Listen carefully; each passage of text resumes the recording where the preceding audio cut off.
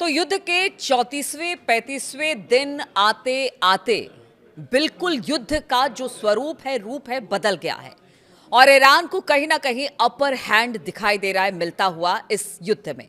जी हाँ, बात करें अमेरिका, ईरान और इजराइल युद्ध की।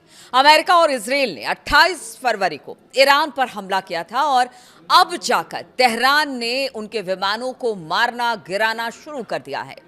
इससे पहले भी ईरान ने कुछ मौकों पर अमेरिकी विमानों को ट्रैक करने की बात कही थी और उसने मिडिल ईस्ट के एयर बेस पर जरूर अमेरिकी अवाक्स विमान को गिराए थे, लेकिन F-15 लड़ाकू विमान को ईरान के अंदर गिराना एक बहुत बड़ी बात होती है। ये एक बहुत ही एडवांस फाइटर जेट है और इसे ट्रैक करना और इस पर सटीक निशाना लगाने के लिए जिस टेक्नोलॉजी की जरूरत होती है, कम से कम वो ईरान के पास अभी तक तो नहीं थी। इसलिए सवाल ये है कि आखिर ईरान ने अचानक ऐसा क्या किया कि एक के बाद एक अमेरिकी फाइटर प्लेन हो या विमान हो, वो जमीन पर धराशायी होते दिखाई दे रहे हैं। तो आखिर ईरान ने अचानक अमेरिकी विमानों को कैसे गिराना शुरू किया, इसे लेकर अब सवाल उठ रहे हैं। एविएशन एक्सपर्ट का मानना है कि ईरान ने बहुत ज्यादा संभावना है, ठीक है, और अमेरिका के इस एडवांस फाइटर जेट को गिराने के लिए पैसिव इंफ्रारेड डिटेक्शन सिस्टम यानी कि PIR तकनीक का इस्तेमाल किया है। ये एक ऐसा तरीका है जो पारंपरिक रडार सिस्टम से बिल्कुल बताया जाता है कि अलग है। हालांकि अभी भी इस बारे में पूरी जानकारी साफ नहीं है, लेकिन मिलिट्री एक्सपर्ट का मानना है कि ईरान के लिए पारंपरिक रडारों से अमेरिकी जेट को निशाना बनाना बेहद मुश्किल है। यानी उसके जो रडार हैं वो इतना बड़ा काम नहीं कर सकते कि अत्याधुनिक अमेरिकी विमान को इस तरह से धराशायी करते। ABC न्यूज की बात की जाए तो ABC न्यूज की एक रिपोर्ट के मुताबिक ईरान ने अमेरिकी F-15E स्ट्राइक ईगल को गिराने के लिए शायद पैसिव इंफ्रारेड डिटेक्शन सिस्टम का इस्तेमाल किया।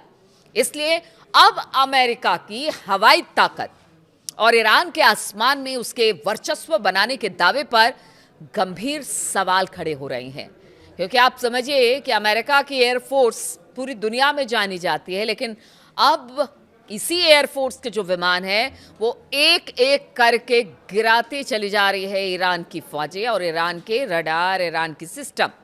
ईरान ने अमेरिका के A-10 फाइटर जेट को भी मार गिराया, जिसके पायलट को सुरक्षित अमेरिकी सैनिकों ने बताया जा रहा है कि रेस्क्यू कर लिया। F-35 को भी मार गिराया। तो आखिर ऐसा हो कैसा रहा है? अगर रक्षा और खुफिया मामलों के विश्लेषक का ब्रायन एलन की ऑनलाइन एक ट्वीट को साझा आपसे करें तो उसमें उन्होंने साफ तौर से लिखा है कि पैसिव इंफ्रारेड डिटेक्शन सिस्टम से कोई रडार सिग्नल नहीं निकलता है। अमेरिका के इलेक्ट्रॉनिक वॉरफेयर सिस्टम ना तो इसका पता लगा पा सकते हैं और ना ही इसे जाम कर सकते हैं। ये उस तकनीक के लिए पूरी तरह से अदृश्य है जिस पर अमेरिका ने अपनी हवाई ताकत को मजबूत बनाने के लिए खरबों डॉलर खर्च कर दिए। आसान भाषा में अगर आपको समझाए तो पारंपरिक रडार को अमेरिका फाइटर जेट बहुत आसानी से पकड़ सकते हैं और उसे खत्म कर सकते हैं, लेकिन पैसिव इंफ्रारेड डिटेक्शन सिस्टम वो तकनीक है जिसे अमेरिकी फाइटर जेट पकड़ नहीं पा रहे हैं। इसलिए सवाल यह है कि ईरान के पास आखिर ये आया कहां से? अगर ये पहले से था तो अभी तक इसका इस्तेमाल ईरान ने क्यों नहीं किया? पैसिव इंफ्रारेड डिटेक्शन सिस्टम आखिर होता क्या है और अब ये किस तरह से अमेरिका के गले की हड्डी बन गया है? तो पैसिव इंफ्रारेड डिटेक्शन सिस्टम की बात करें, ये पारंपरिक रडार से बहुत अलग है। पारंपरिक रडार आधारित जो प्रणालियां होती है उसके बिल्कुल उलट पैसिव इंफ्रारेड डिटेक्शन विमान, जो कि गर्मी निकलती है और इसके इंजन से जो धुआं निकलता है उससे विमान को ट्रैक कर लेता है। आप सोचिए कितना उच्च तकनीक का ये पूरा मामला है। इस तकनीक के तहत विमान का पता लगाने के समय कोई इलेक्ट्रॉनिक संकेत नहीं निकलता।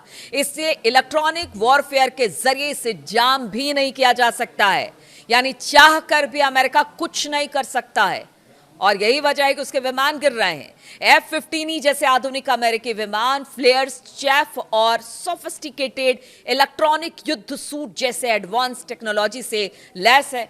और अगर ईरान के पास कोई साधारण रडार रहता तो शायद उसे कब का खत्म कर दिया गया होता, यानी ध्वस्त कर दिया गया होता। अमेरिका ईरान के सभी पारंपरिक रडारों को खत्म कर चुका है, ऐसा अमेरिका का दावा है। तो फिर ये नई चीज क्या निकल कर आ गई है जो कि अमेरिकी विमानों को गिरा रही है? Passive infrared detection system radar उत्सर्जन पर निर्भर नहीं करते हैं। वो कई ऐसे पहचान और जैमिंग तंत्रों की पकड़ में नहीं आते जिनका मुकाबला करने के लिए पश्चिमी देशों ने अपने विमानों को डिजाइन किया था। यानी किसी रडार के संपर्क में ये नहीं आते हैं, इनको कोई पकड़ नहीं सकता, ना ही इनको कोई जाम कर सकता है, और ये अपने टारगेट को हिट करते हैं। और इसके लिए अरबों खरबों रुपए पश्चिमी देश खर्च भी कर चुके हैं, लेकिन अब उसका फायदा क्या, जबकि कुछ काम ही नहीं आ रहा। इंफ्रारेड ट्रैकिंग का कॉन्सेप्ट नया नहीं है। हीट स्कीइंग मिसाइलों और इंफ्रारेड सेंसर दशकों से मौजूद है, लेकिन जो चीज बदलती हुई दिखाई दे रही है वो है इन सिस्टम का लेयर्ड एयर डिफेंस नेटवर्क और इसका इंटीग्रेशन। हाल की रिपोर्ट्स ने पहले ही इस बदलाव की ओर इशारा किया था। अगर एनालिस्ट की बात की जाए तो यह भी सुझाव दिया गया था कि ईरान ने F-35 जैसे स्टिल्थ एयरक्राफ्ट का पता लगाने की, इसी तरह से वो पैसिव ट्रैकिंग तकनीकों का इस्तेमाल किया हो सकता है। मतलब उन्होंने बताया था कि अगर F-35 को गिराया गया है तो जरूर उनके पास कुछ ऐसी चीजें होंगी जिससे कि वो उसको मार रहा है और हमें पता भी नहीं चल रहा।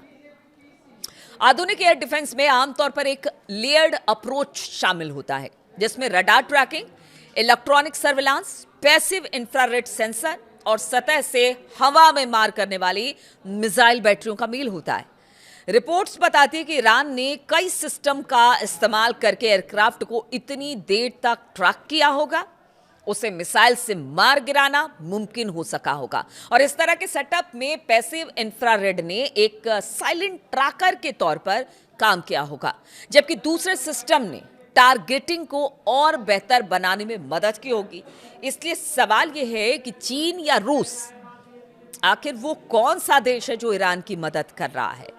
अब वो देश चाहे कोई भी हो, लेकिन आप समझिए कि अमेरिका के लिए अब यहां से कितनी मुश्किलें खड़ी हो गई हैं कि उसकी एक एक कर विमान गिरते चले जा रहे हैं, चाहे वो F-35 हो, F-15E हो या A-10 हो। मतलब आप समझिए कि एक एक करके अब विमान गिर रहे हैं। तो इसके पीछे कौन है? चीन है, रूस है, क्या है, कैसे है? लेकिन अब अमेरिका को इस पर सोचना होगा, क्योंकि जहां पर वो 2-3 हफ्तों में निकलने की बात कर रहे हैं, अब अपर हैंड ईरान के पास है। और ईरान जो है वो अपनी शर्तों के साथ खड़ा है। उसका कहना है कि आप शर्त क्या रखेंगे, हम शर्त रखते हैं और आपको उसे मानना पड़ेगा। और जब तक आप नहीं मानेंगे तब तक तो अब तो आप समझिए कि हमारे पास ऐसे सिस्टम है कि आपके लड़ाकू विमानों को भी हम खोज खोज के मार रहे हैं। तो सोचिए आगे आने वाले दिनों में और हमारे पास क्या होगा। और ये ईरान पहले ही कह चुका है कि हमारे पास कुछ ऐसी चीज़ें हैं जिसको कि हम समय समय पर दिखाते रहेंगे कि हमारे पास क्या है और किस तरह से इस युद्ध में हम अमेरिका और इजराइल को मात दे सकते हैं। तो उसी के तौर पर इसे देखा जा रहा है। अब देखना होगा कि इस पूरे मामले को लेकर, यानी जिस तरह से अमेरिकी फाइटर विमान गिर रहे हैं उसको लेकर अब किस तरह से मंथन चलता है।